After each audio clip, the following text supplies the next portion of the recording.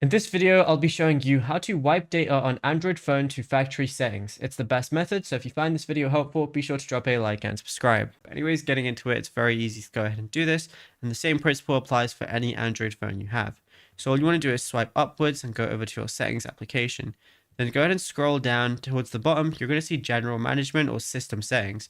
Go ahead and click on it, scroll down again, and you're going to see reset as one of the options.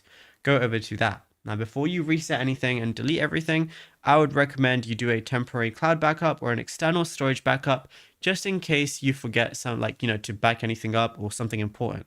Once you're done with that, all you want to do is scroll down and you can reset individual settings like network settings or Bluetooth settings. But if you want to delete everything and reset, then go over to factory data reset, which is the very last option. Go ahead and click on that. It's going to show you everything that is going to be reset. Now all you got to do is scroll down and then click the reset button, and then that's it. You'll be good to go. Now, if you found this video helpful, be sure to drop a like and subscribe.